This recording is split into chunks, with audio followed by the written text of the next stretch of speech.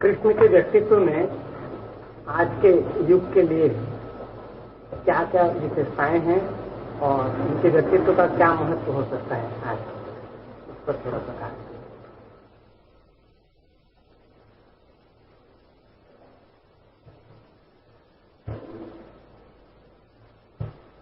कृष्ण का व्यक्तित्व बहुत अनूठा है। अनूठेपन की पहली बात तो ये है कि कृष्ण हुए तो अतीत में, लेकिन हैं भविष्य के।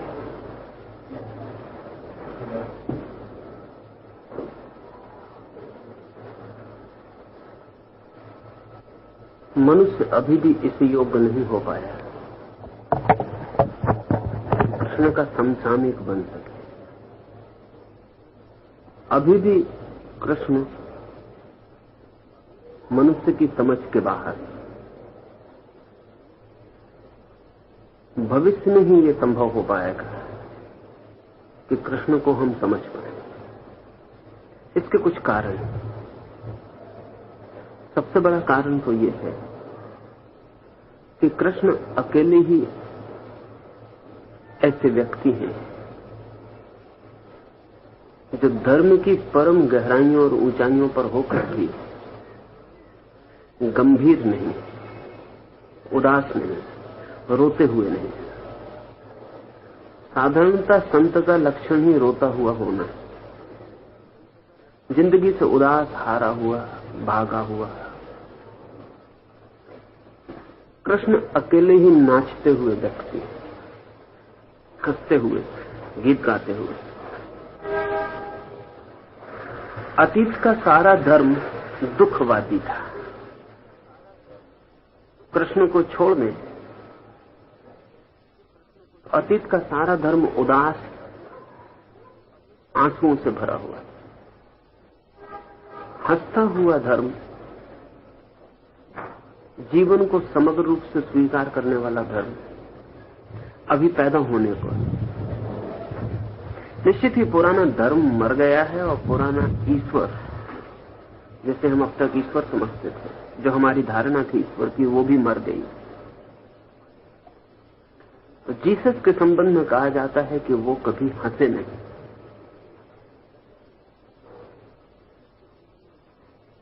शायद जीसस का ये उदास व्यक्तित्व और सूली पर लटका हुआ उनका शरीर ही हम दुखी चित्त लोगों को बहुत आकर्षण का कारण बन गए। महावीर या बुद्ध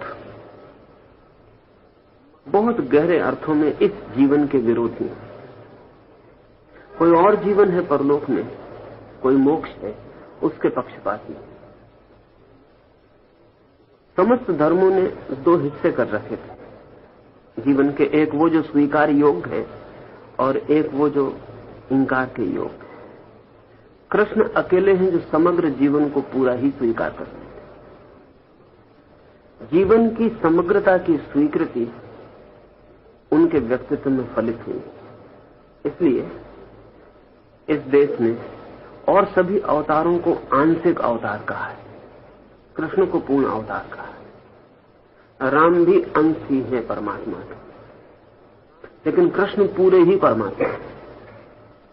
और ये कहने का, ये सोचने का, ऐसा समझने का कारण है, और वो कारण ये है कि कृष्ण ने सभी कुछ आत्मसात कर लिया। अलबत्त सविचर ने भारतीय धर्म की आलोचना में एक बड़ी कीमत की बात कही, और वो ये कि भारत का धर्म जीवन निषेधक, लाइफ नेगेटिव है। ये बात बहुत दूर तक सच है यदि कृष्ण को बुला दिया जाए, और यदि कृष्ण को भी विचार में लिया जाए तो ये बात एकदम ही गलत हो जाती। और सविजर यदि कृष्ण को समझते तो ऐसी बात ना कह पाते। लेकिन कृष्ण की कोई व्यापक छाया भी हमारे चित्त पर नहीं पड़ी। वे अकेले दुख के एक महासागर में नाचते हुए एक छोटे से द्वीप, या ऐसा हम समझें कि उदास और निषेध और दमन और निंदा के बड़े मरुस्थल में एक बहुत छोटे से नाचते हुए मरुद्यान है। वो हमारे पूरे जीवन की धारा को नहीं प्रभावित कर पाए। हम ही इस योग्य न थे, हम उन्हें आत्मसात न कर पाए। मनुष्य का मन अब तक तोड़कर सोचता रहा, द्वंद्व करके सोचता रहा। शरीर को इंकार करना है, आत्मा को स्वीकार करना है, तो आत्मा और शरीर को लड़ा देना है।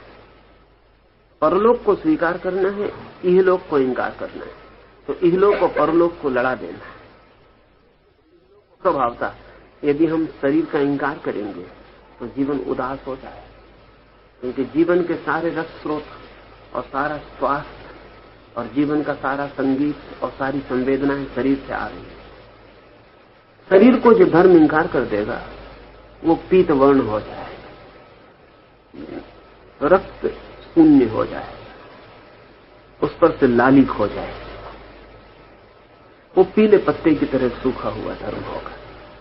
उस धर्म की मान्यता भी जिनके मन में गहरी बैठेगी वे भी पीले पत्तों की तरह गिरने की तैयारी में संलग्न, मरने के लिए उत्सुक और तैयार हो जाए। कृष्ण अकेले हैं जो शरीर को उसकी समस्तता में स्वीकार कर लेते हैं, उसकी टोटलिटी में। ये एक आयाम में नहीं, सभी आयाम में सच है। शायद कृष्ण को छोड़कर और पूरे मनुष्यता के इतिहास में झुरस्तर एक दूसरा आदमी है जिसके बाबत ये कहा जाता है कि वो जन्म लेते से हंसा है। सभी बच्चे रोते हैं, एक बच्चा सिर्फ मनुष्य जाति के इतिहास में जन्म लेकर हंसा है। ये सूचक है इस बात का कि अभी हंसती हुई मनुष्यता पैदा नहीं हो पाएगी, और कृष्ण तो हंसती हुई मनुष्यता को ही स्वीकार हो सकते। इसलिए कृष्ण का बहुत भविष्य है। फिर फ्रायड पूर्व धर्म की जो दुनिया थी वो फ्रायड पश्चात नहीं हो सकती। एक बड़ी क्रांति घटित हो गई और एक बड़ी दरार पड़ गई है मनुष्य की चेतना में। हम जहां थे फ्रायड के पहले, अब हम वहीं कभी भी नहीं हो सकेंगे। एक नया शिखर छू लिया गया और एक नई समझ पैदा हो गई। वो समझ लेनी चाहिए। पुराना धर्म सिखाता था आदमी को दमन और सप्रेशन। काम है, क्रोध है, लोभ है, मोह है, सभी को दबाना है और नष्ट कर देना, और तभी आत्मा उपलब्ध होगी और तभी परमात्मा उपलब्ध होगा। ये लड़ाई बहुत लंबी चली। इस लड़ाई के हजारों साल के इतिहास में भी मुश्किल से 10-5 लोग हैं जिनको हम कह पाएं कि उन्होंने परमात्मा को पा लिया। एक अर्थ में ये लड़ाई सफल नहीं हुई, क्योंकि अरबों खरबों लोग बिना परमात्मा को पाए मरे। जरूर कहीं कोई बुनियादी भूल। ये ऐसा ही है जैसे कि कोई माली 50,000 पौधे लगाए और एक पौधे में फूल आ जाए, और फिर भी हम उस माली के शास्त्र को मानते चले जाएं और हम कहें कि देखो एक पौधे में फूल आए, और हम इस बात की हाल ही भूल जाएं कि 50 करोड़ पौधों में अगर एक पौधे में फूल आते हैं तो ये माली की वजह से ना आए होंगे, ये माली से किसी तरह बच गया होगा पौधा, इसलिए आ गए। क्योंकि माली का प्रमाण तो बाकी 50 करोड़ पौधे हैं जिनमें फूल नहीं आते, पत्ते नहीं लगते, सूखे ठूंठ रह जाते। एक बुद्ध, एक महावीर, एक क्राइस्ट अगर परमात्मा को उपलब्ध हो जाते द्वंद्वग्रस्त धर्मों के बावजूद भी, तो ये कोई धर्मों की सफलता का प्रमाण नहीं। धर्मों की सफलता का प्रमाण तो तब होगा, माली तो तब सफल समझा जाएगा जब 50 करोड़ पौधों में फूल लगे और एक में ना लग पाए तो क्षमाई होगी। कहा जा सकेगा कि ये पौधे की गलती होगी, इसमें माली की गलती नहीं हो सकती। पौधा बच गया होगा माली से, इसलिए सूख गया है, इसलिए फल नहीं आ सकता। फ्रायड के साथ ही एक नई चेतना का जन्म हुआ, और वो ये कि दमन गलत है, और दमन मनुष्य को आत्महिंसा में डाल देता है। आदमी अपने से ही लड़ने लगे तो सिर्फ नष्ट हो सकता है। अगर मैं अपने बाएं और दाएं हाथ को लड़ाऊं तो न तो बायां जीतेगा न दायां जीतेगा, लेकिन मैं हार जाऊंगा। दोनों हाथ लड़ेंगे और मैं नष्ट हो जाऊंगा। तो दमन ने मनुष्य को आत्मघाती बना दिया, उसने अपनी ही हत्या अपने हाथों कर ली। कृष्ण फ्रायड के बाद जो चेतना का जन्म हुआ है, जो समझ आई है, उस समझ के लिए कृष्ण ही अकेले सार्थक मालूम पड़ सकते, क्योंकि पुराने मनुष्य जाति के इतिहास में कृष्ण अकेले हैं जो दमनवादी नहीं। वे जीवन के सब रंगों को स्वीकार कर लिए। वे प्रेम से भागते नहीं, वे पुरुषों की स्त्री से पलायन नहीं करते, वे परमात्मा को अनुभव करते हुए युद्ध से विमुख नहीं होते, वे करुणा और प्रेम से भरे होते हुए भी युद्ध में लड़ने की सामर्थ्य रखते हैं। अहिंसक चित्त है उनका, फिर भी हिंसा के ठेठ दावानल में उतर जाते हैं। अमृत की स्वीकृति है उन्हें, लेकिन जहर से कोई भय भी नहीं। और सच तो यह है, जिसे भी अमृत का पता चल गया उसे जहर का भय मिट जाना चाहिए, क्योंकि ऐसा अमृत ही क्या जो जहर से फिर डरता चला जाए। और जिसे अहिंसा का सूत्र मिल गया उसे हिंसा का भय मिट जाना चाहिए। ऐसी अहिंसा ही क्या जो अभी हिंसा से भी भयभीत और घबराई हुई हो, और ऐसी आत्मा ही क्या जो शरीर से भी डरती हो और बचती हो। और ऐसे परमात्मा का क्या अर्थ जो सारे संसार को अपने आलिंगन में न ले सकता हो। तो कृष्ण द्वंद्व को एक साथ स्वीकार कर लेते हैं और इसलिए द्वंद्व के अतीत हो जाते हैं। ट्रांसेंडेंस जो है, अतीत जो हो जाना है, वो द्वंद्व में पड़ के कभी संभव नहीं, दोनों को एक साथ स्वीकार कर लेने से संभव है।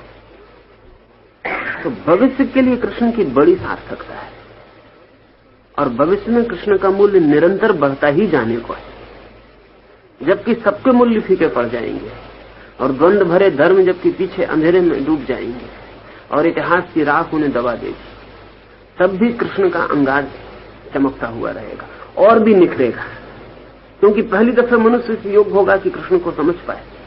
कृष्ण को समझना बड़ा कठिन है। आसान है ये बात समझना कि एक आदमी संसार को छोड़कर चला जाए और शांत हो जाए। कठिन है इस बात को समझना कि संसार के संघर्ष में बीच में खड़ा होकर और शांत हो।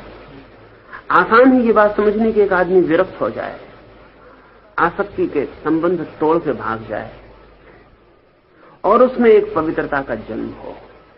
कठिन है ये बात समझनी कि जीवन के सारे उपद्रव के बीच, जीवन के सारे उपद्रव में अडिग, जीवन के सारे धूल धमास कोहरे और आंधियों में खड़ा हुआ दिया हिलता ना हो, उसकी लौ कपती ना हो। कठिन है ये समझ, इसलिए कृष्ण को समझना बहुत कठिन था। निकटतम जो कृष्ण के थे वे भी नहीं समझ सकते, लेकिन पहली दफा एक महान प्रयोग हुआ है। पहली दफा आदमी ने अपनी शक्ति का पूरा परीक्षण कृष्ण में किया है।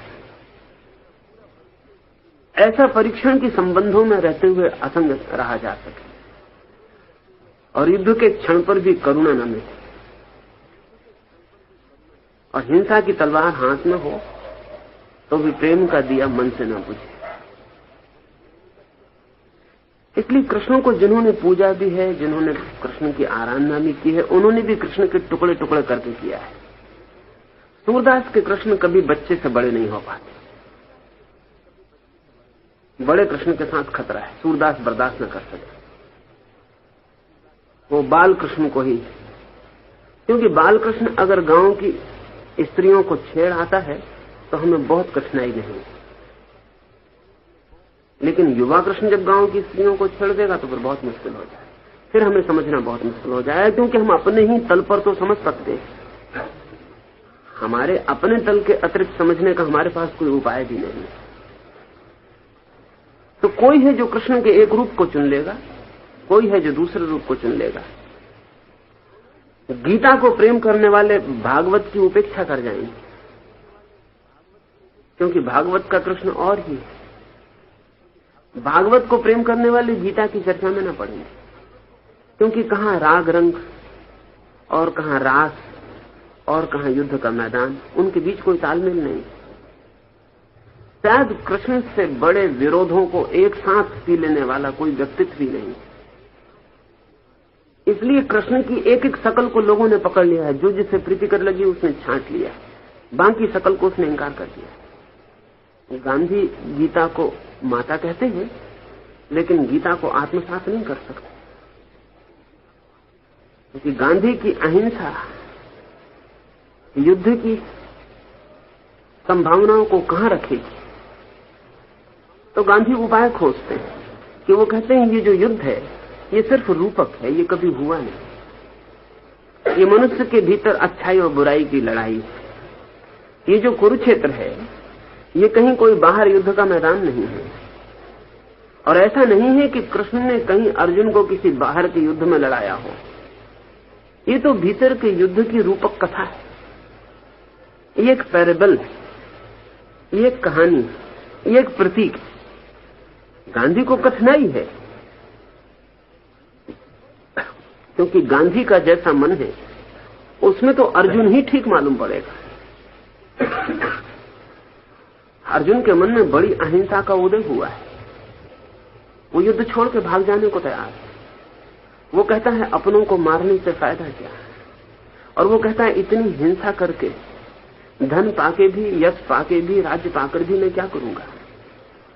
इससे तो बेहतर है कि मैं सब छोड़ के भिखमंगा हो जाऊं।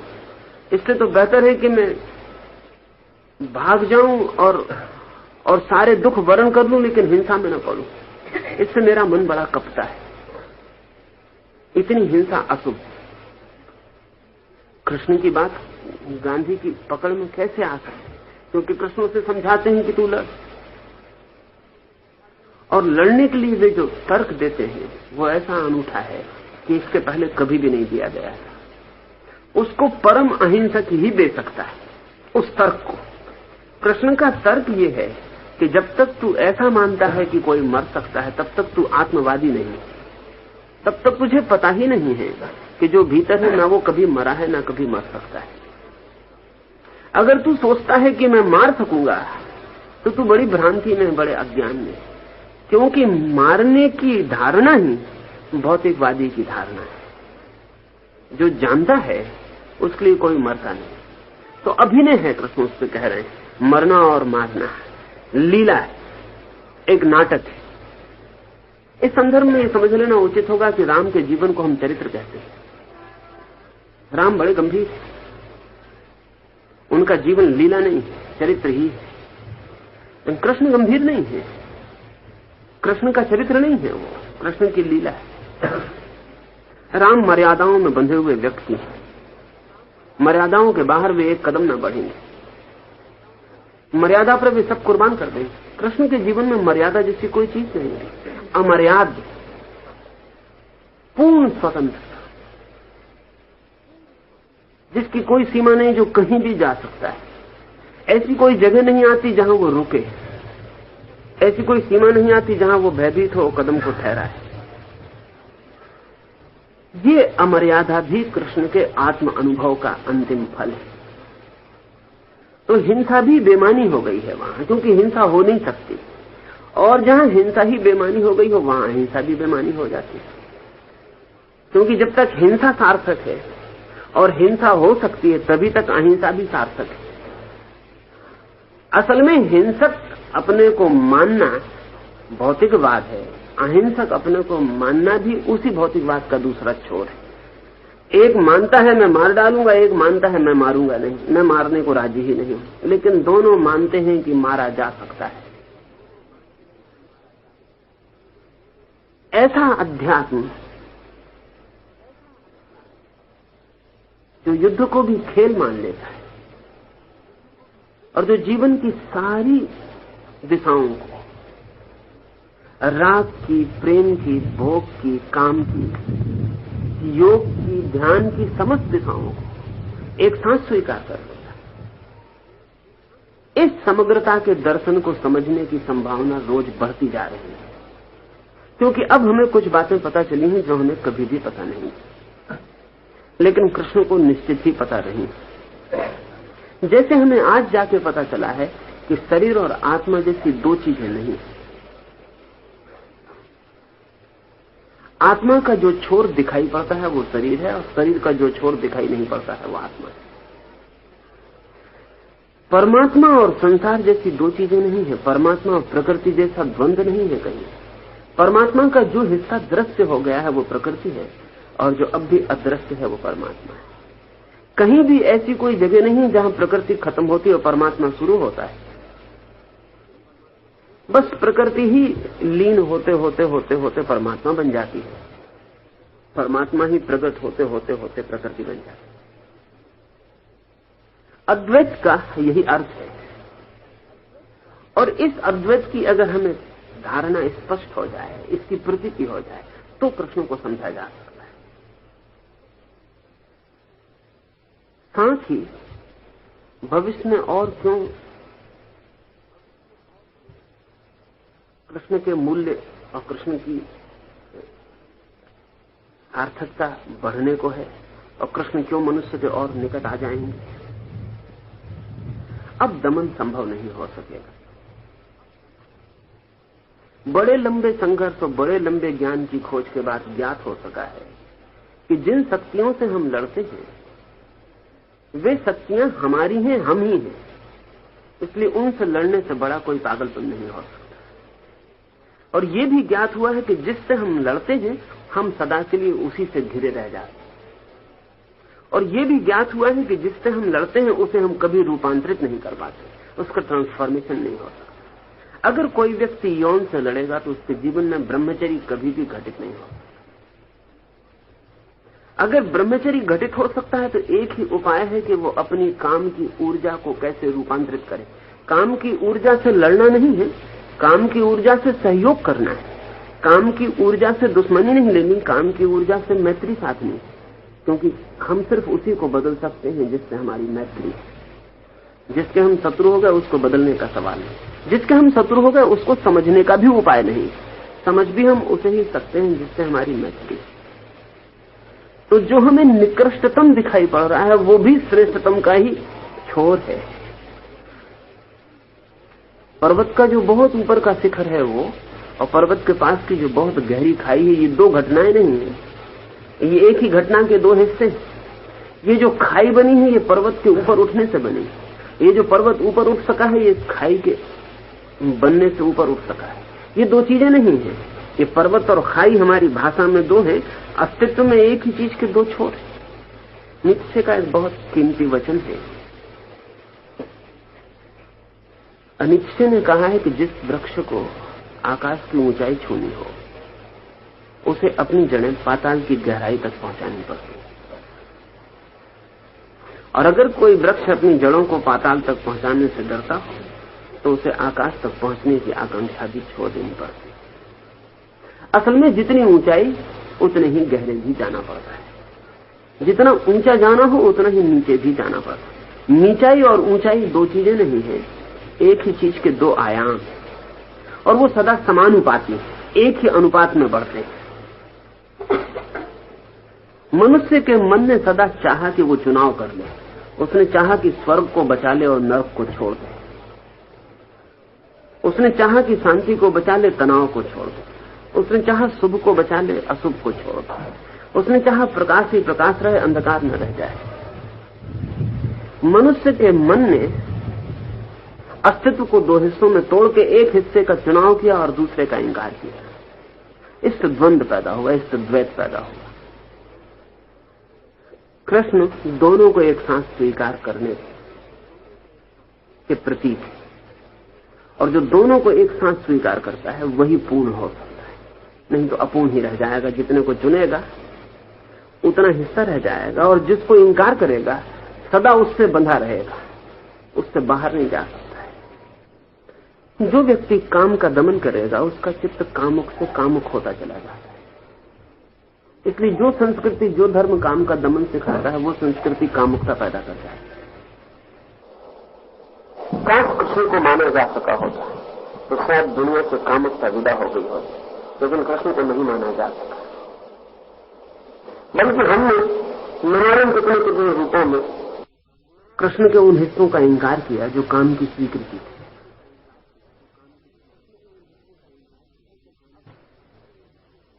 लेकिन अब ये संभव हो जाएगा,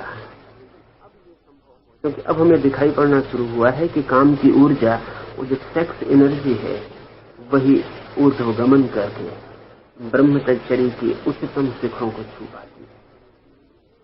जीवन में किसी से भागना नहीं है और जीवन में किसी को छोड़ना नहीं है। जीवन को पूरा ही स्वीकार करके जीना है। उसको जो समग्रता से जीता है वो जीवन की पूर्णता को उपलब्ध हो जाता है।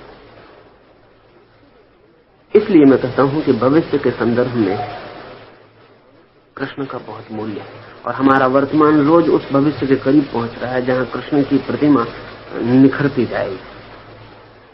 और एक हंसता हुआ धर्म, एक नाचता हुआ धर्म जब भी निर्मित होगा तो उस धर्म की बुनियादों में कृष्ण का पत्थर जरूर रहने को है।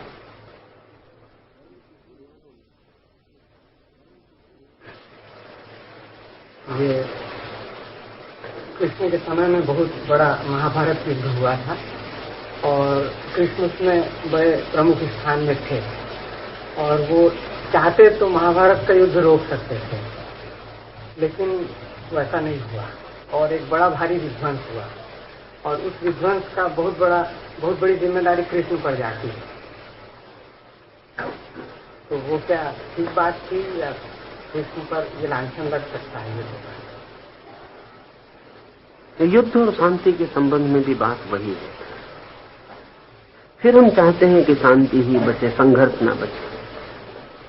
फिर हम चुनाव शुरू करते हैं और जगत जो है वो द्वंद्वों का सम्मेलन है और जगत जो है वो विरोधी स्वरों का संवेद संगीत है।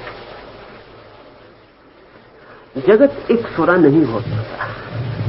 मैंने सुना है कि एक आदमी कोई वाद्य यंत्र बजाता था और वो तार पर एक ही जगह उंगली रख के घंटों उसी जगह को रगड़ता रहता। कि घर के लोग तो परेशान हो ही गए थे, उसके पास पड़ोस के लोग भी परेशान हो गए थे और अनेक लोगों ने उससे प्रार्थना की कि हमने बहुत वाद्य बजाने वाले देखे, लेकिन सभी का हाथ सरकता है, सभी के भिन्न स्वर निकलते हैं, तुमने ये क्या राग ले रखा है? तो उस आदमी ने कहा कि वो अभी ठीक स्थान खोज रहे हैं, मैंने ठीक स्थान पा लिया है तो मैं अपने ठीक स्थान पर रुका हुआ, मुझे अब कोई खोज की जरूरत नहीं। तो हमारा मन कर सकता है कि हम एक ही स्वर चुन लें जीवन का, लेकिन एक ही स्वर सिर्फ मृत्यु में हो सकता है। जीवन विरोधी स्वरों पर ही खड़ा होगा। तुमने अगर कभी किसी मकान के दरवाजे पर आग देखा बना होगा, उसमें विरोधी ईंटें दोनों तरफ से ला के हम मकान के द्वार पर अड़ा देते हैं। विरोधी ईंटें एक दूसरे के विरोध में खड़े होने की वजह से भवन के बड़े वजन को उठा लेती हैं। कोई सोच सकता है कि ईंटें एक ही दिशा की लगा दी जाए, फिर भवन गिरेगा, फिर भवन बनेगा। जीवन की सारी व्यवस्था विरोधी स्वरों के तनाव पर है। युद्ध भी उस तनाव का हिस्सा है और युद्ध ने नुकसान ही पहुंचाए ऐसा जो सोचते हैं वो गलत सोचते हैं, वो अधूरा देखते हैं। अगर हम मनुष्यता के विकास को समझने चले तो हमें पता चलेगा मनुष्यता के विकास का अधिकतम हिस्सा युद्धों के माध्यम से हुआ है। आज मनुष्य के पास जो कुछ है वो सब उसने प्राथमिक रूप से युद्धों में खोजा। अगर अब आज हमें दिखाई पड़ते हैं कि सारी पृथ्वी पर रास्ते फैल गए हैं, तो पहली दफा रास्ते युद्धों के लिए बने थे, फौजों को भेजने के लिए बने थे। वो दो आदमियों की मिलाने के लिए नहीं बने थे, बारात ले जाने के लिए नहीं बने थे, वो युद्धों के लिए बने थे। पहली बार जितने भी साधन हैं, अगर आज हम बड़े मकान देख रहे हैं तो पहले बड़ा मकान नहीं बना था, बड़ा किला बना था और वो युद्ध की जरूरत थी। पहली दीवार दुश्मन के खिलाफ लड़ने के लिए बनाई गई, फिर दीवारें बनी, फिर अब आकाश को छूते हुए मकान। आज हम सोच भी नहीं सकते कि आकाश को छूता हुआ मकान युद्ध की जरूरत थी। मनुष्य के पास जितनी भी संपन्नता है और जितने भी साधन हैं और जितना भी वैज्ञानिक आविष्कार है, वो सब युद्ध के माध्यम से हुआ है। असल में युद्ध ऐसे तनाव की स्थिति पैदा कर देता है, ऐसे चुनौती की, कि हमारे भीतर जो सोई शक्तियां हैं उन सबको जाग के सक्रिय होना पड़ता है। शांति के क्षण में हम आलस्य में हो सकते हैं, तमस में हो सकते हैं। युद्ध हमारे राजस को उभारता है, हमारे भीतर सोई हुई शक्तियों को चुनौती के मौके पर उठना ही पड़ता है। इसलिए युद्ध के क्षण में हम साधारण नहीं रह जाते, हम असाधारण हो जाते और मनुष्य का मस्तिष्क अपनी पूरी शक्ति से काम करने लगता है। और युद्ध में एक छलांग लग जाती है मनुष्य की प्रतिभा की, जो कि शांति के कालों में, वर्षों में, सैकड़ों वर्षों में नहीं लग पाती। अनेक लोगों का ऐसा ख्याल है कि अगर कृष्ण ने महाभारत का युद्ध रोका होता तो भारत बहुत संपन्न होता और भारत के बड़े विकास की शिखर छू लिया होता। बात इससे बिल्कुल उल्टी है। अगर कृष्ण जैसे 10-5 लोग और भारत के इतिहास में हमें मिले होते और हमने एक महाभारत नहीं 10-5 महाभारत लड़े होते तो हम विकास के शिखरों पर होते। महाभारत को हुए अंदाजन 5000 से ज्यादा वर्ष हुए होंगे। 5000 वर्षों में सर हमने कोई बड़ा युद्ध नहीं किया। बाकी हमारी लड़ाइयां बहुत दिवालिया और बैंकरप्ट है। बाकी हमारी लड़ाइयों की बड़ी कोई कीमत नहीं है। वो छोटे मोटे झगड़े, उनको युद्ध कहना भी ठीक नहीं। 5000 वर्षों से हमने कोई बड़ा युद्ध नहीं लड़ा।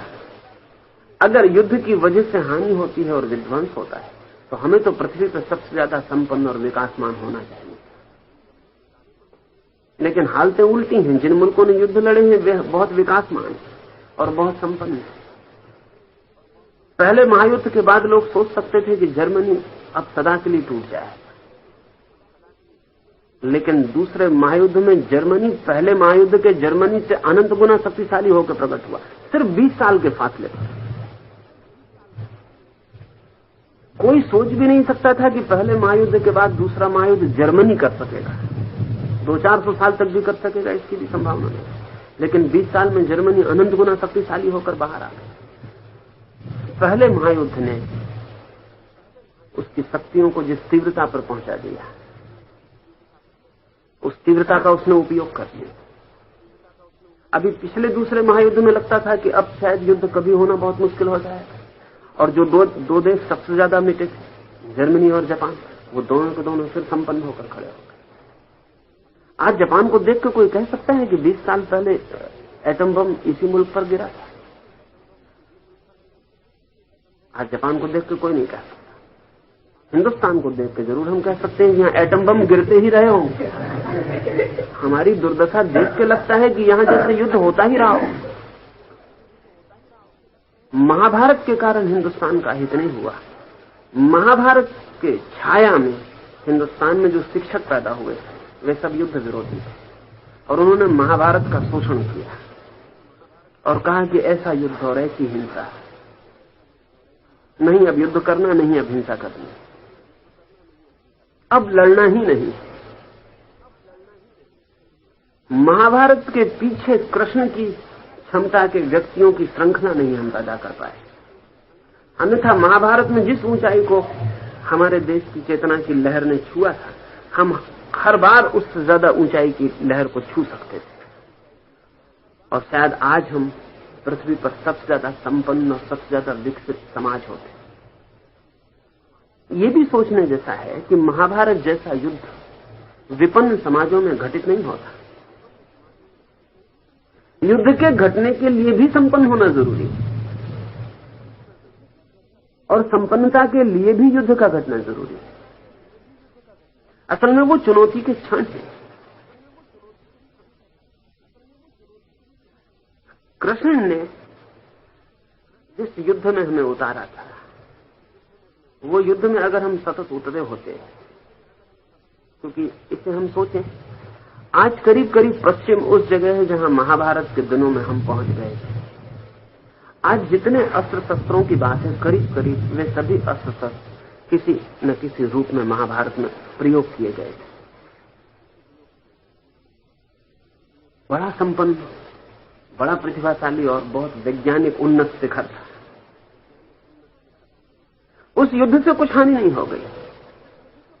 उस युद्ध के बाद जो निराशा का क्षण हमें पकड़ा, उस निराशा के क्षण का दुरुपयोग हुआ।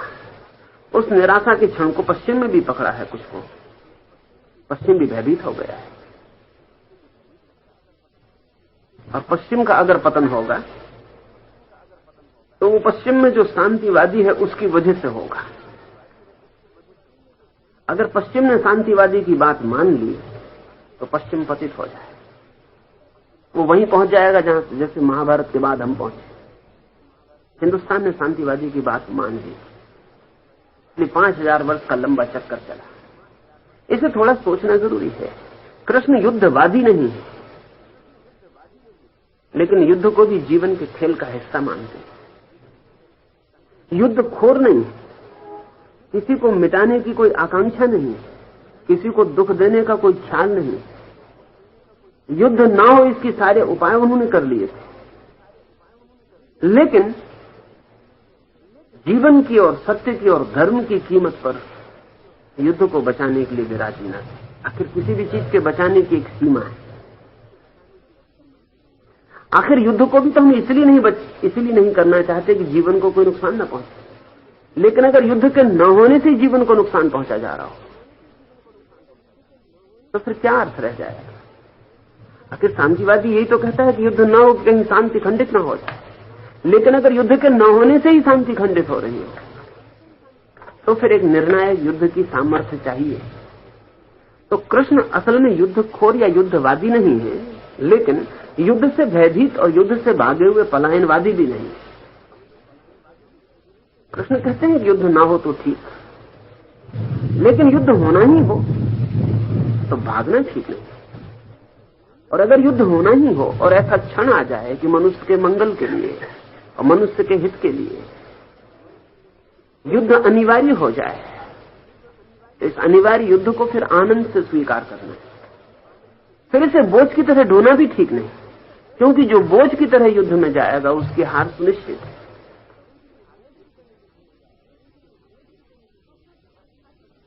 जो सिर्फ रक्षा के लिए युद्ध में जाएगा उसकी हार भी सुनिश्चित है, क्योंकि रक्षा के भाव से भरा हुआ डिफेंसिव जो चित्त है वो लड़ने में सामर्थ्य और शौर्य नहीं दिखा पाता। वो सिर्फ बचाव के उपाय करता रहता और सिकुड़ता जाता है। तो कृष्ण लड़ने को भी आनंद बनाने को कहते हैं, दूसरे को दुख पहुंचाने का सवाल नहीं। लेकिन जिंदगी में चुनाव सदा अनुपात के हैं, शुभ फलित होगा या अशुभ। जरूरी नहीं कि युद्ध से अशुभ ही फलित हो, कभी न युद्ध करने से अशुभ फलित हो सकता है। अब ये देश हमारा 1000 साल तक गुलाम रहा, ये हमारे युद्ध करने की क्षमता की क्षीणता का परिणाम था।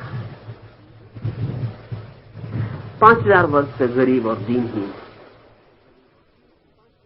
ये हमारे शौर्य और हमारे व्यक्तित्व में जो अभय चाहिए उसकी कमी का परिणाम है। जो फैलाव चाहिए, विस्तार का जो भाव चाहिए उसकी कमी का परिणाम। तो कृष्ण के कारण नुकसान नहीं हुआ, कृष्ण की श्रृंखला नहीं पैदा हो सकी, हम और कृष्ण पैदा नहीं कर सके, इसलिए नुकसान हुआ। और कृष्ण के युद्ध के बाद स्वाभाविक था कि निराशावादी स्वर प्रमुख हो, सदा होता है, और निराशावादी शिक्षक लोगों को समझाएं कि व्यर्थ है ये सब, और देखो कितनी हानि हो गई। और वो स्वर हमारे मन में बैठ गया। और 5000 साल से हम डरी हुई कौम है, और जो कौम मरने से डर जाए, युद्ध से डर जाए, वो कौम बहुत गहरे में जीने से भी डर जाती। हम जीने से भी डर गए, हम कप रहे हैं, ना हम जी रहे हैं ना हम मर रहे हैं, हम दोनों के बीच में इस त्रिशंकु की भांति। अब मेरी समझ ये है कि बर्टन रसल या गांधी या विनोबा, इनकी बात अगर दुनिया मान लेगी तो नुकसान होगा। युद्ध से भय की कोई जरूरत नहीं, लेकिन अब पृथ्वी युद्ध के लिए बहुत छोटी पड़ गई, ये बात जरूर सच है। असल में युद्ध के लिए भी जगह चाहिए। हमारे पास साधन इतने बड़े हो गए कि अब पृथ्वी पर युद्ध नहीं हो सकता, ये बात जरूर सच है। लेकिन ये इसलिए सच नहीं कि शांतिवादी की बात भय के कारण मानने योग्य है, ये इसलिए सत्य है कि अब हमारे पास साधन बड़े हैं, पृथ्वी छोटी है। अब पृथ्वी पर युद्ध बिल्कुल बेमानी है। अब युद्ध की शक्ल बदलेगी, अब युद्ध का विस्तार और बढ़ेगा। चांद तारों पर, मंगल पर, ग्रहों उपग्रहों पर कहीं युद्ध शुरू होंगे। वैज्ञानिकों का अंदाज है कि अंदाजन 50 करोड़ ग्रह होने चाहिए सारे जगत में जिन पर जीवन होगा। कम से कम।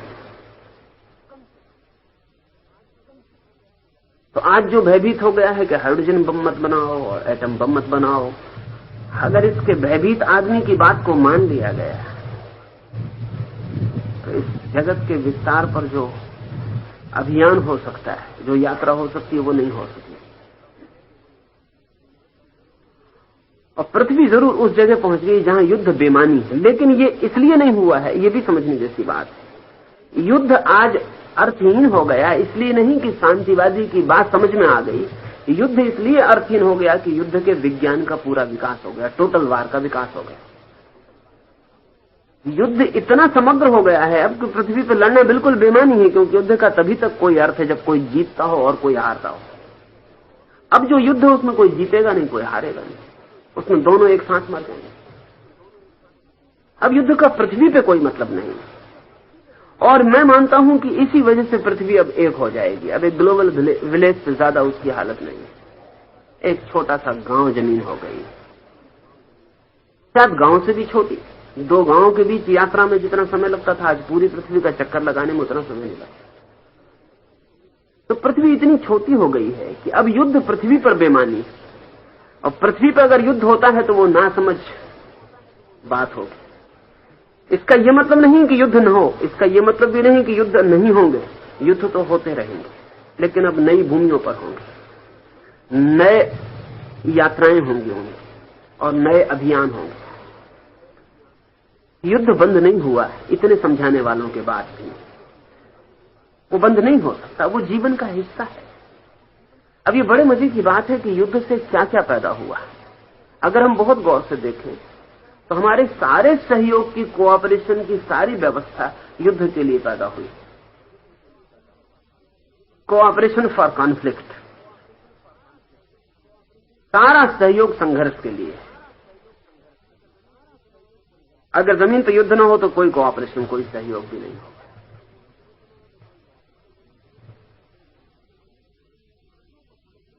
तो कृष्ण को समझना बहुत जरूरी है। कृष्ण शांतिवादी नहीं है, कृष्ण युद्धवादी नहीं है। असल में वाद का मतलब ही होता है कि 2 में से हम एक को चुनते हैं। कृष्ण अवादी। कृष्ण कहते हैं शांति से सुख फलित होता हो तो स्वागत, युद्ध से सुख फलित होता हो तो स्वागत। मेरा मतलब समझा ना?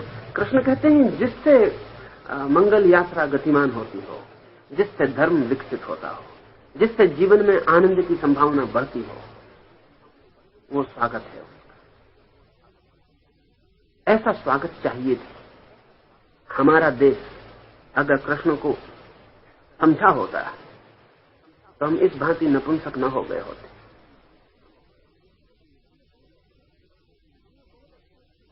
हमने बहुत अच्छी अच्छी बातों के पीछे बहुत बहुत न मालूम कैसी कुरूपताएं छिपा रखी। हमारी अहिंसा के बात के पीछे हमारी कायरता छिप के बैठती। हमारे युद्ध विरोध के पीछे हमारे मरने का डर छिप के बैठ गया।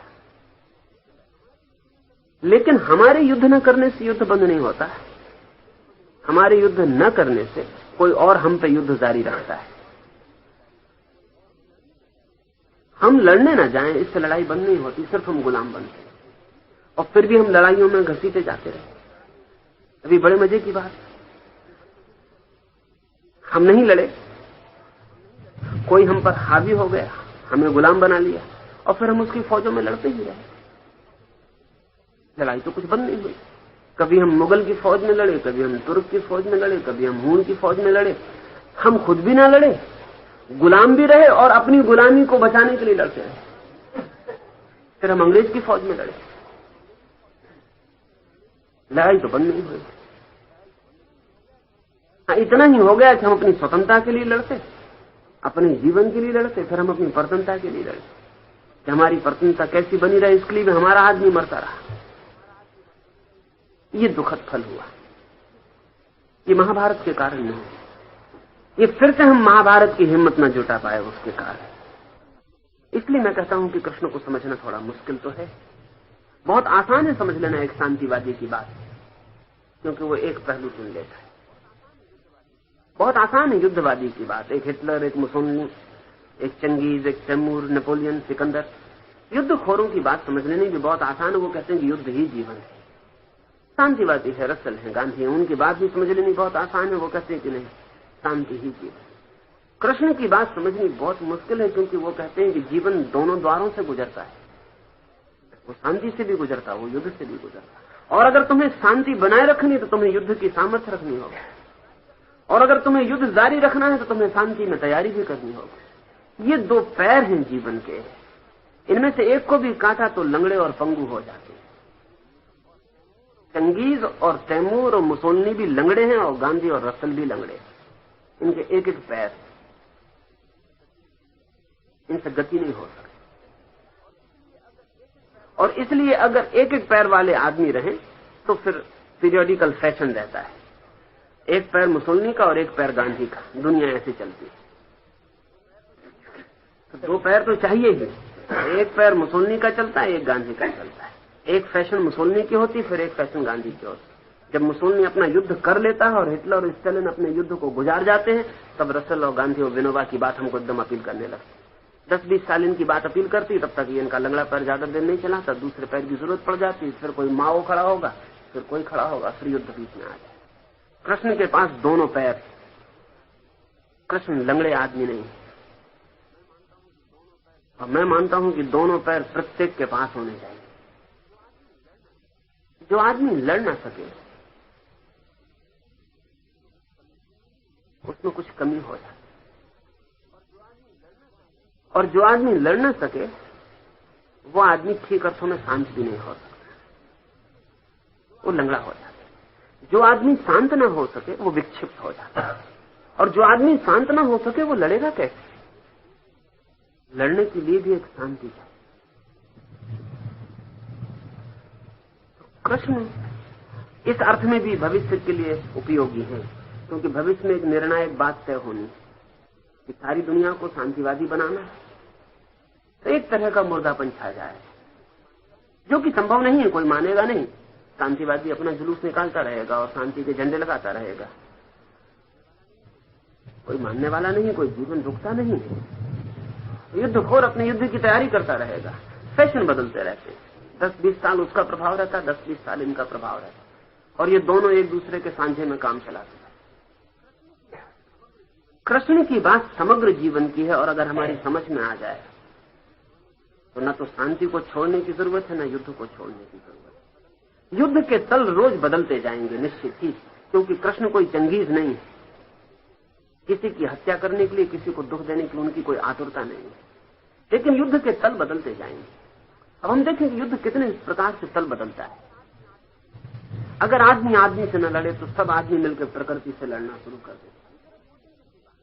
अभी जरा सोचने जैसी बात है कि जिन कौमों में युद्ध चलते रहे उन्हीं कौमों में विज्ञान भी विकसित हुआ, क्योंकि लड़ने की क्षमता है उन्हें। वो आदमी से भी लड़ते हैं तो फिर वक्त मिलता है तो प्रकृति से भी लड़ ले। लेकिन हमारी कौम ने महाभारत के बाद प्रकृति से भी कोई लड़ाई नहीं लड़ी, बाढ़ से भी नहीं लड़े, आंधी से भी नहीं लड़े, पहाड़ से भी नहीं लड़े, प्रकृति के किसी तत्व से भी नहीं लड़े। इसलिए विज्ञान विकसित नहीं होगा, क्योंकि वो तो प्रकृति से लड़ेंगे तो विकसित होगा। आदमी लड़ता रहे तो आज जमीन की प्रकृति से लड़ेगा और जमीन के राज खोज लेगा, कल वो चांदारों की प्रकृति से लड़ेगा, उसका अभियान रुकेगा। इसलिए ध्यान रहे कि जो समाज युद्ध में डूबे और उभरे वही समाज चांद पर भी अपने आदमी को उतार पाए। हम नहीं उतार पाए, शांतिवादी नहीं उतार पाया। और चांद आज नहीं कल युद्ध के अर्थ में बड़ा कीमती। जिसके हाथ में चांद होगा उसके हाथ में पृथ्वी होगी, क्योंकि आने वाले युद्ध की मिसाइल्स जिसके हाथ में चांद पर लग जाएंगी पृथ्वी उसके हाथ में होगी। इसलिए अब झगड़ा पृथ्वी से हट गया है। अब ये तो सब जिसको कंची प्ले फाइट्स हैं, वियतनाम है या कंबोडिया है या कुछ और है, हिंदुस्तान पाकिस्तान, ये सब कोई लड़ाई झगड़े नहीं। ये सिर्फ ना समझो के चित्त को उलझा रखने की तरकीब है कि वो यहां उलझे रहेंगे। असली लड़ाई अब दूसरे तल पर शुरू हो गई। चांद पर जाने की दौड़ का बहुत गहरा अर्थ दूसरा ही है। वो अर्थ यह है कि जिसके हाथ में कल चांद होगा उसको पृथ्वी पर कोई चुनौती देने का उपाय नहीं रह जाए। उसके एटम और उसके हाइड्रोजन बम की तोपें चांद से पृथ्वी की तरफ लगी होंगी।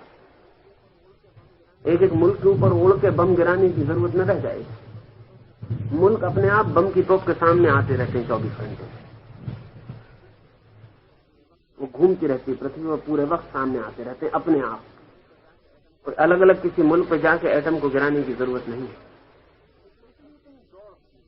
तो इसलिए इतनी दौड़ थी और इतना खर्च करके कोई 1 अरब 80 करोड़ डॉलर खर्च हुआ एक आदमी को चांद उतार। ये कोई खेल नहीं था, इसमें कुछ कारण थे पीछे, और कौन पहले उतार देता है वो जरूरी था। ये दौड़ अब वैसी है जैसे एक दिन दौड़ आज से कोई 300 साल पहले यूरोप से एशिया की तरफ लग गई और सारे जहाज एशिया की तरफ भागे जा रहे थे। पुर्तगीज भी और स्पेनिश भी और अंग्रेज भी और सब फ्रेंच भी और जर्मन भी सब भागे जा रहे थे। 300 साल पहले जैसे एशिया की जमीन पर कब्जा करना जरूरी हो गया था विस्तारवादी के लिए, विकास के लिए, अब वो बेमानी हो गया, अब कोई मतलब नहीं। एशिया के लोग समझ रहे हैं कि हमारी स्वतंत्रता की लड़ाई ने हमको आजाद किया है। जरा इसमें आधी ही सच्चाई, आधी सच्चाई तो दूसरी है, और वो ये है कि अब एशिया की जमीन पर कब्जा करने का कोई मतलब नहीं रह गया। अब बात खत्म हो गई, वो दौर खत्म हो गया। अब तो कहीं लड़ाई और दूसरी जमीन पर कब्जा करने की, अब वहां दृष्टि और जगह चली गई, अब वहां दौड़ है। कल जानदारों पर और दूर तक दौड़ हो जाएगी। शक्ति का एक अभियान है जीवन। उस अभियान में जो मुर्दानगी को पकड़ लेते हैं वो धीरे धीरे नष्ट हो जाते। हम ऐसे ही नष्ट हो गई कौन, और इसलिए भी कृष्ण का संदेश बड़ा अर्थपूर्ण है हमारे लिए ही नहीं। मैं मानता हूं कि पश्चिम भी उस जगह खड़ा हो गया जहां उसे निर्णायक लड़ाई शायद पृथ्वी पर एक बार और लड़नी पड़े। निश्चित ही पृथ्वी पर नहीं होगी। अगर पृथ्वी के प्रतियोगों में भी लड़ाई होगी तो चांद या मंगल पे होगी। पृथ्वी पर कोई अर्थ नहीं लड़ाई लड़ने का, क्योंकि दोनों मर जाएंगे। अगर उन दोनों को भी लड़ना है तो उन दोनों को भी किसी दूसरे ग्रह उपग्रह पर ही लड़के तय करना पड़ेगा कि कौन जीतता है।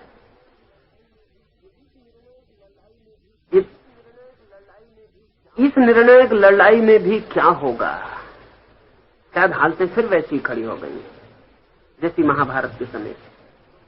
महाभारत के समय भी 2 वर्ग थे। एक वर्ग था जो निपट भौतिकवादी था, जिसकी पूरी दृष्टि शरीर के अतिरिक्त किसी को स्वीकार नहीं करती, जिसकी दृष्टि भोग के अतिरिक्त किसी तरह के योग के लिए कोई क्षमता न रखती। आत्मा का होना न होने की बात। जिंदगी थी भोग लूट खसोट। जिंदगी शरीर से और शरीर की इंद्रियों के बाहर कोई अर्थ न रखती थी। एक वर्ग, उसी वर्ग के खिलाफ वो संघर्ष हुआ था। कृष्ण को संघर्ष को करवाना पड़ा था, जरूरी हो गया था कि शुभ की शक्तियां कमजोर और नपुंसक सिद्ध न हो, वो अशुभ की शक्तियों के सामने खड़ी होती। आज फिर करीब करीब हालत वैसी हो गई है और हो जाएगी 20 साल के भीतर। एक तरफ भौतिकवाद मटेरियलिज्म अपनी पूरी ताकत के साथ खड़ा हो जाएगा, और दूसरी तरफ फिर कमजोर ताकतें होंगी शुभ की। शुभ में एक बुनियादी कमजोरी है, वो लड़ने से हटना चाहता है। अर्जुन भला आदमी है।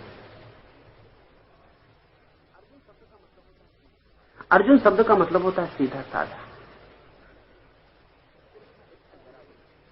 तिरछा इर्छा जरा भी नहीं, अरिजु, बहुत सीधा साधा आदमी, सरल चित्त, देखता है कि फिजूल की झंझट कौन करे, हट जाओ। अर्जुन सदा ही हटता रहा है। वो जो अरिजु आदमी है, जो सीधा साधा आदमी है, वो हट जाता है। वो कहता है मत झगड़ा करो, जगह छोड़ दो। कृष्ण अर्जुन से कहीं ज्यादा सरल, लेकिन सीधे साधे नहीं। कृष्ण की सरलता की कोई माप नहीं, लेकिन सरलता कमजोरी नहीं और सरलता पलायन नहीं। वे जम के खड़े हो गए, वे नहीं भागने देंगे। शायद फिर पृथ्वी 2 हिस्सों में बढ़ जाएगी। सदा ऐसा होता है कि निर्णायक डिसिसिव मूवमेंट आ जाते हैं जब फिर लड़ने की बात होती है। उसमें गांधी और विनोबा और रसल काम नहीं पड़ेंगे, क्योंकि एक अर्थ में वे सब अर्जुन हैं। वे कहेंगे हट जाओ, वे कहेंगे मर जाओ, लेकिन लड़ो मत। कृष्ण जैसे व्यक्तित्व की फिर जरूरत है जो कहे कि शुभ को भी लड़ना चाहिए, शुभ को भी तलवार हाथ में लेने की हिम्मत रखनी चाहिए। निश्चित ही शुभ जब हाथ में तलवार लेता है तो किसी का अशुभ नहीं होता, अशुभ हो नहीं सकता, क्योंकि लड़ने के लिए कोई लड़ाई नहीं है। लेकिन अशुभ न जीत पाए इसलिए लड़ाई, तो धीरे धीरे दो हिस्से दुनिया के बढ़ जाएंगे जल्दी, जहां एक हिस्सा भौतिकवादी होगा और एक हिस्सा स्वतंत्रता, लोकतंत्र, व्यक्ति और जीवन के और मूल्यों के लिए होगा। लेकिन क्या ऐसे दूसरे शुभ के वर्ग को कृष्ण मिल सकते हैं? मिल सकते हैं, क्योंकि जब भी मनुष्य की स्थितियां इस जगह आ जाती हैं जहां की कुछ निर्णायक घटना घटने को होती है, तो हमारी स्थितियां उस चेतना को भी पुकार लेती हैं, उस चेतना को भी जन्म दे देती हैं, वो व्यक्ति भी जन्म जाता है। इसलिए भी मैं कहता हूं कि कृष्ण का भविष्य के लिए बहुत अर्थ है। और जब सब साधारण सीधे साधे अच्छे आदमियों की आवाजें बेमानी हो जाएंगी, क्योंकि बुरा आदमी अच्छे आदमी की आवाजों से न डरता है, न भय खाता है, न रुकता है, तो वो बढ़ता चला जाता है। बल्कि अच्छा आदमी जितना सिकुड़ता है, बुरे आदमी के लिए उतनी आनंदपूर्ण हो जाता है। महाभारत के बाद हिंदुस्तान में बहुत अच्छे आदमी हुए, बुद्ध है, महावीर, इनकी अच्छाई की कोई कमी नहीं, इनकी अच्छाई की कोई सीमा नहीं, लेकिन इनकी अच्छाई के प्रभाव में मुल्क सिकुड़ गया, हमारा चित्त सिकुड़ गया, और उस सिकुड़े हुए चित्त पर सारी दुनिया के आक्रमक टूट पड़े। आक्रमण करने ही हम नहीं जाते हैं, आक्रमण को बुलाते भी हम ही हैं। और जब तुम किसी को मारते हो तभी तुम जिम्मेवार नहीं होते, जब तुम किसी की मार खाते हो तब भी तुम जिम्मेवार होते ही हो।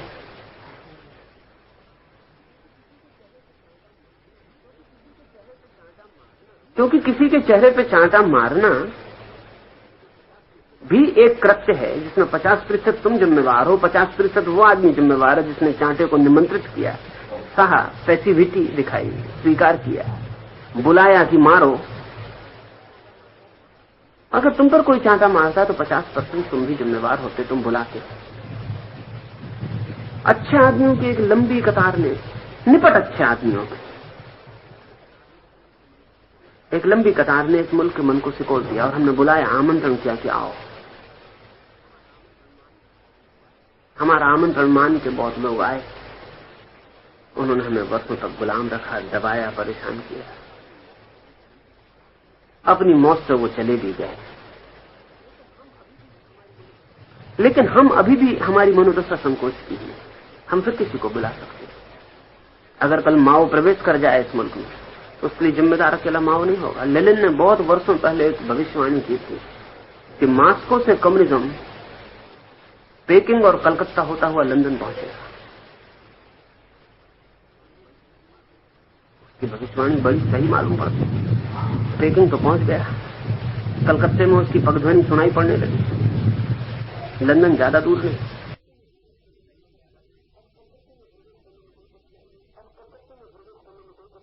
अब कलकत्ते में प्रवेश करने में कोई कठिनाई नहीं, क्योंकि भारत का मन जो है वो सिकुड़ा हुआ है, वो जो आ जाएगा उसको स्वीकार करके दब जाएगा। इस देश को तो बहुत उसके पर पुनर्विचार करना ही चाहिए।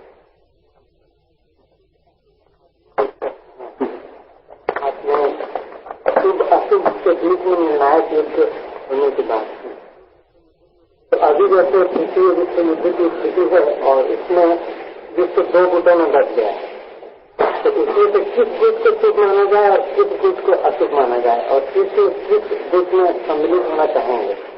और दोनों गुट जो अभी है उसमें से आध्यात्मिक गुट नहीं है। असल में जब भी ऐसे संकट का क्षण होता है, जबकि निर्णय करना हो कि कौन शुभ है कौन अशुभ है, तो सदा ही कठिनाई होती है। उस दिन भी आसान नहीं थी बात।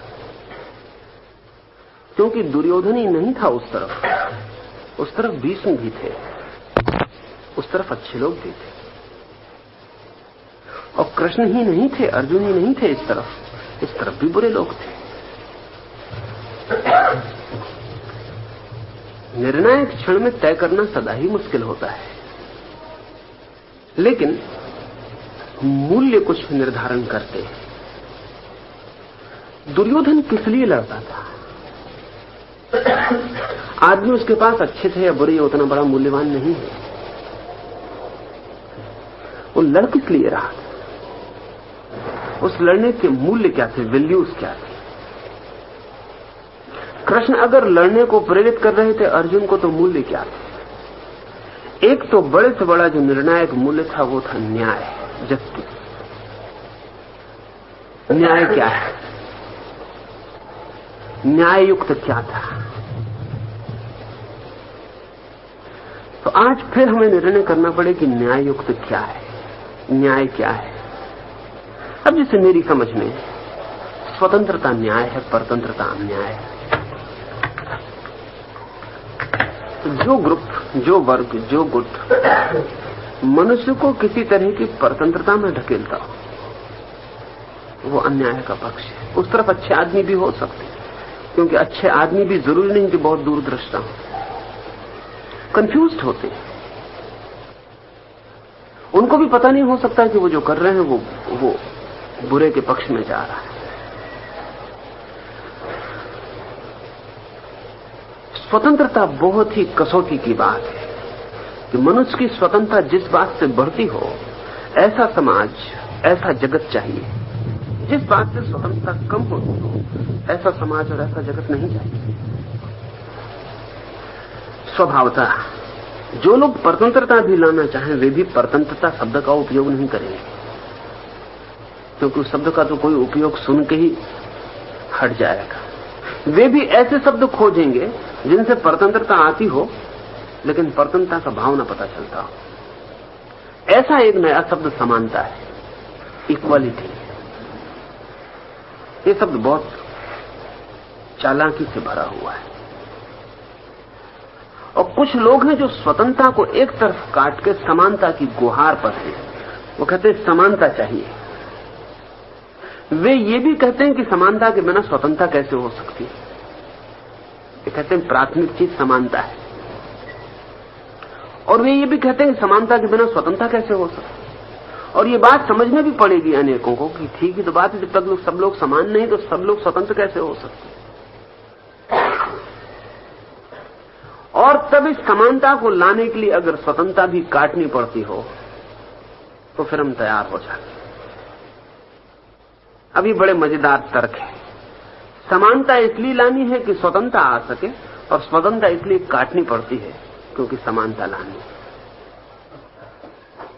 और एक बार स्वतंत्रता खोने के बाद उसे लाना बहुत असंभव है। उसे कौन लाएगा? मैं तुमसे कहता हूं, यहां मेरे में सब इकट्ठे, मैं इन सबको कहता हूं कि तुम सबको समान करने के लिए सबको पहले जंजीर पहनानी पड़ेगी, क्योंकि जंजीर बिना पहनाए किसी का सिर बड़ा है, किसी के हाथ लंबे हैं, किसी के पैर छोटे हैं, इन सबको काटा नहीं जा सकता। तो सबको समान करने के लिए पहले जंजीरें डाल दी जाती हैं, फिर सबके हाथ पर काट के हम सबको समान कर देंगे। लेकिन जो सबको समान करेगा वो तो असमान रह ही जाएगा, वो तो आपके बाहर रह जाएगा। उसके हाथ तो खुले होंगे, जंजीरें नहीं होंगी, और उसके हाथ में तलवार होगी। और एक बार जब सबके हाथों में जंजीर होंगी और कुछ लोगों के हाथ में तलवारें होंगी और हाथ पर कट चुके होंगे, तब तुम करोगे क्या? ऐसा ख्याल था मार्क्स का कि एक बार समानता लाने के लिए स्वतंत्रता खोनी पड़ेगी, व्यक्तिगत स्वतंत्रता नष्ट करनी पड़ेगी, एक अधिनायकशाही, एक डिक्टेटरशिप चाहिए होगी। फिर जब पूरा हो जाएगा काम समानता का, तब स्वतंत्रता दे दी जाएगी। लेकिन जिनके हाथ में इतनी ताकत होगी सबको समान करने की, ये स्वतंत्रता देंगे? लक्षण नहीं दिखाई पड़ते। बल्कि जितनी ताकत उनकी बढ़ जाती है और जितना आदमी पंगु हो जाता है, उतनी ही स्वतंत्रता का बात ही खत्म हो जाती है, क्योंकि तुम पूछ भी नहीं सकते, आवाज भी नहीं उठा सकते, बगावत भी नहीं कर सकते। समानता की आड़ में स्वतंत्रता कटेगी, और स्वतंत्रता एक बार कट जाए तो लौटाना बहुत मुश्किल मामला है। क्योंकि जब स्वतंत्रता कट जाती है तो काटने वाला स्वतंत्रता की भविष्य की संभावनाओं को भी काट देता है। और दूसरी बात यह है कि स्वतंत्रता तो एक बिल्कुल ही सहज तत्व है जो प्रत्येक को मिलना चाहिए, और समानता बिल्कुल असहज बात है जो मिल नहीं सकती।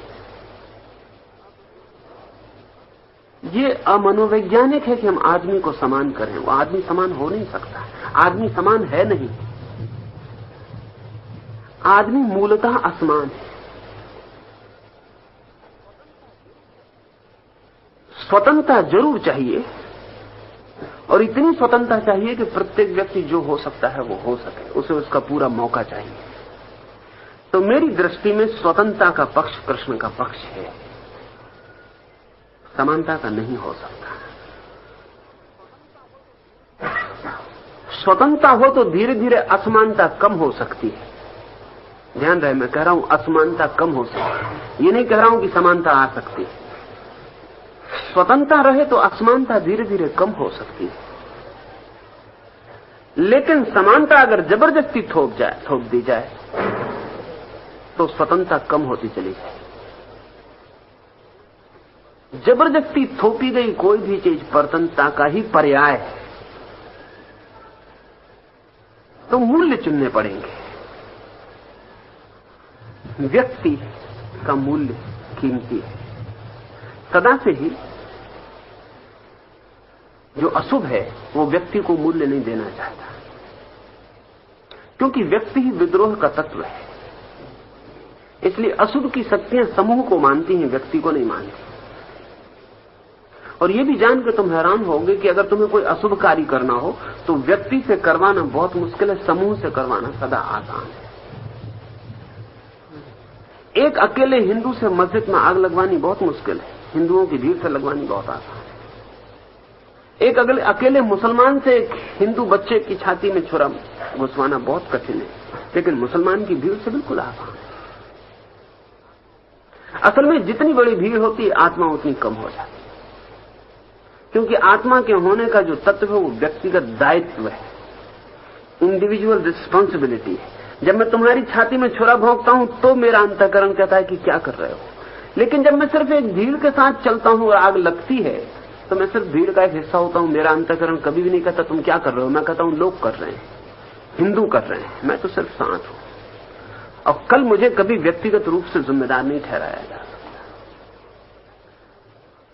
अशुभ जो है वो सदा ही समूह को आकर्षित करना चाहता है, अशुभ जो है वो भीड़ पर निर्भर करता है, और अशुभ चाहता है कि व्यक्ति मिट जाए, भीड़ रह जाए। शुभ व्यक्ति को स्वीकार करता है और चाहता है भीड़ धीरे धीरे खत्म हो जाए, व्यक्ति रह जाए।